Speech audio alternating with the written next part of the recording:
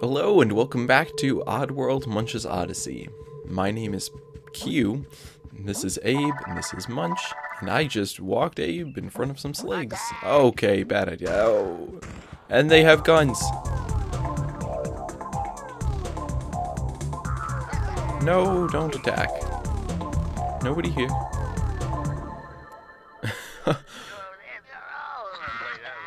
Alright. So, we... Abe and Munch, that wasn't enough, and now it's gonna run out. Jumping always saves you. Oh yeah. Alright, so the slig cannot, for some reason there's a special teleporter just for Abe in front of the microbrewer. Man, that is a hard word to say. Microbrewery. And if you've watched previous episodes, you know why we are trying to get into the this thing. Now, I don't want to shoot these guys off the edge, because if I do, they will survive, because there's no fall damage in this game, and I just shot one off the edge. So basically, I guess it's not that bad, because I just have to follow him now. Oh, great. I don't know if I can shoot him from down here. There we go. It's got a nice auto aim. The gun does, so. If I just shoot forward, it'll automatically aim up at the target, which is really nice. Because all I can do is aim in a circle, because you use the right thumbstick to aim, so I can aim up and down. I can just aim 360 degrees in a circle. And now that we've cleared the sligs, we can get into the microbrewery. Except I thought I just heard another slig. And I thought I'd gotten all of them. So it was either a glitch or there's another one somewhere. Which I guess wouldn't be too bad, because all we need to do after we clear the microbrewery is get the scrubs from there. I think they're in there. Over to freedom, which is over there. So... as you can tell, this place is a whole lot bigger on the inside than it is on the outside, which is awesome.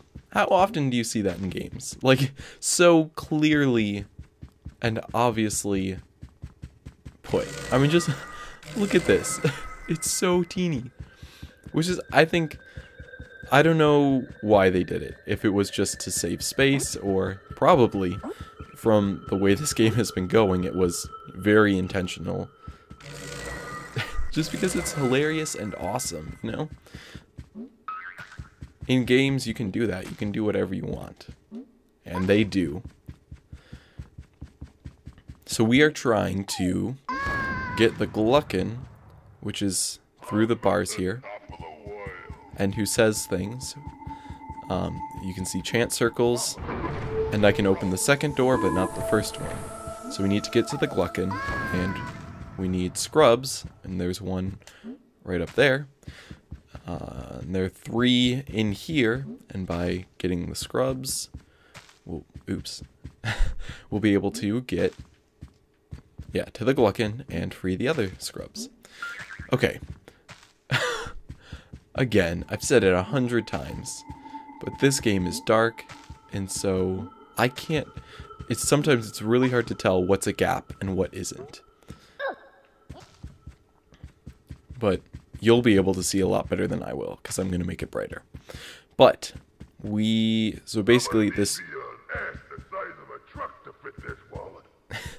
the glukkons say crazy things. Oh no. Sometimes making an orb will draw attention to Abe, and if it does, the slig might be able to attack me before I can possess him. And it didn't, so we're good. And I think there are some sligs up ahead, so I may as well use this one to do some damage. But anyway, yes there are. Oh, this one's got a gun.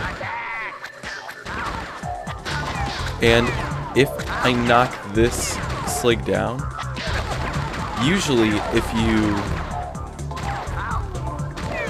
make like usually if you attack a slig, or if a slig sees Abe, it will then start attacking scrubs that are lying around. So that's just something that needs to be watched out for. So if you, I've never noticed this before. If you make a slig fall and then stop possessing it, their voices get a lot deeper, which happened in a previous episode, but I just didn't know that.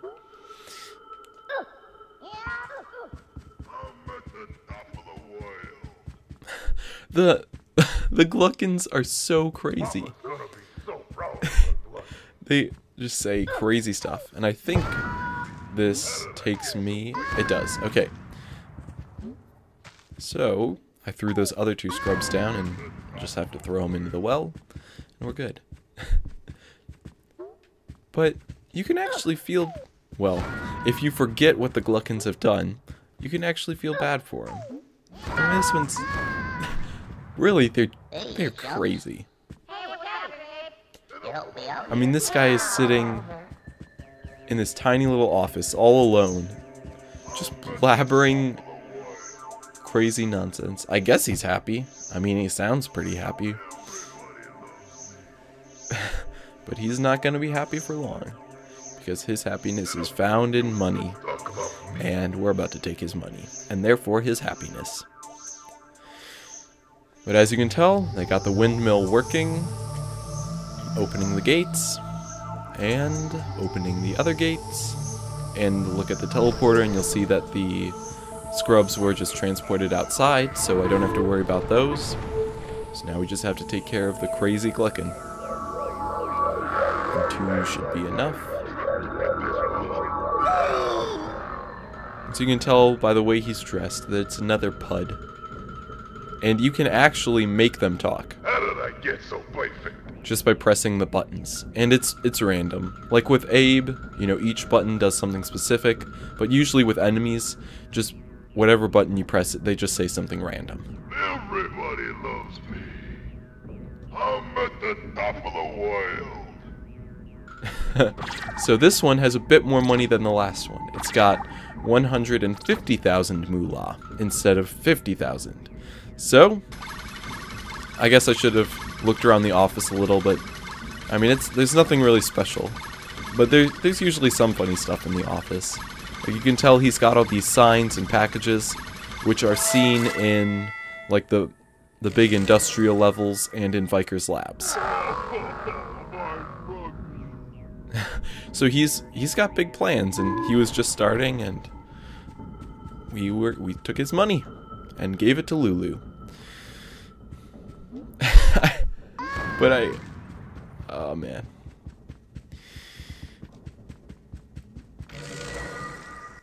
This game has so much hilarity, so much awesomeness. I definitely recommend playing it if you can. You can get the HD remake on the PC, which I haven't played, so I don't know how different it is. From what I've seen, it does have better graphics, which is why it's called HD. So, I don't know how much the gameplay changes though, if at all.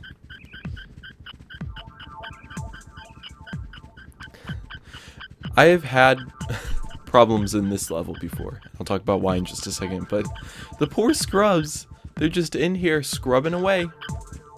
You know. And there are like vending machines that use vending machines, you know, that are being they are waiting to be put together, and you know, you can tell. I like how they just, you know, have stuff lying around, so you can tell that the glukkon has big plans for this place. But the reason I had problems with this level is because this game is so dark, and so I have left scrubs back in that area before and not been able to find them because it's really dark. But here we have a status board, and you can tell there are 15 scrubs, so we'll see if I got all of them. And we did. We got that beautiful, nice halo, and we can get out of here. And there we have one manager who is now retired. And security who are retired in a different way. So if you watched the last episode, you saw that I safely put all the scrabs away. So that we could safely walk the Mudokons through that field. And now we'll get on to the next episode. Because we still got some time. And hopefully there'll be a newspaper, because I love those.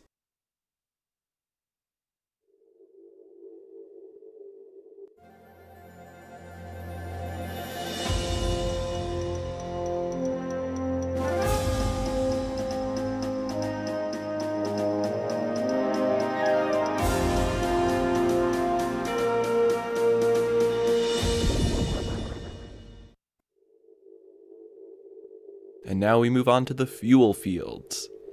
The newspapers just put everything in, it gives it a different feel, you know, because it's like, it gives what Abe and Munch are doing, like, it puts it in a different perspective.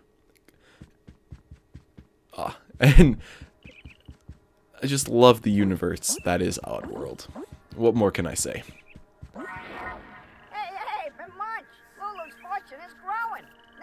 For a big score. Find a way inside Magog Motors and siphon the CEO's moolah into the Lulu Fund. You're on your way. So Magog Motors has been in... Hey, what's happening? Talk to Munch. Hey, Munch. There we go. Hello. Magog Motors has been in previous Oddworld games, as far as I know. But anyway... So that's where we're trying to go, and we're just trying to get more money for Lulu. And whenever there's spruce on the ground, it's best to pick it up so that Abe has spruce to possess if he needs it, and if you come across a spruce lock, you can just open it up and you don't have to go back for spruce. But now we have a new vending machine, which is hilarious. Yes, it is Sobe. Oh man. Okay, Sobe Vendo. When Munch or Abe's health birds fly the coop, you can get them back by chugging delicious, nutritious Sobe. Product placement at its finest. So, I guess I'll show this off right now. Back. Don't you worry. Whatever. If Abe loses a bunch of health, all you have to do is drink some Sobe, and look at that. Back to full health. I have no idea how that got in the game. I'm gonna try and look it up. If I, you know, I'll just try and look it up, you know, and see how we got in here. And if I can find the story, I'll tell it to you. But I just think that's hilarious that there is Sobe in Oddworld, which I've actually never tried. So if you want to, leave a comment and let me know how it is, because I have no idea. If you've tried it, that is. You can let me know how it is if you haven't tried it too, but I don't know what the point of that would be. And now we have new enemies. Well, kind of new enemies. Basically, they're slags with armor. And I could... Oh, silly zap. I could have Abe hop across these platforms and possess them, but it's quicker to just zap them into the water because they cannot swim.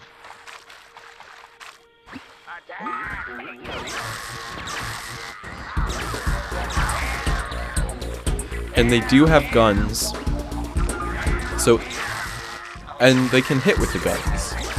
But if they saw Abe, I need more sap. If they saw Abe, they could shoot him, and if you've been watching the episodes, you know that that means he stops possessing. I love the layout of these levels, how it can switch from, you know, open, out in nature, to, you know, the indoor machinery and industrial sections.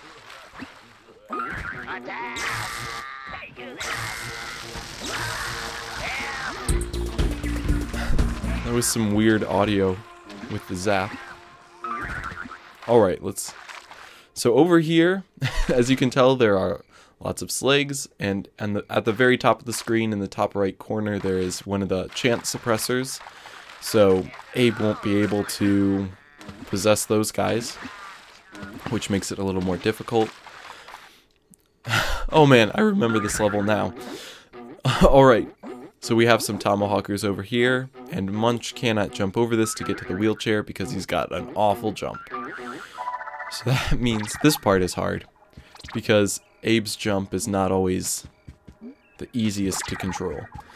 So we're going to end this episode here. I hope you enjoyed it. Thank you for watching. This is Q, signing off.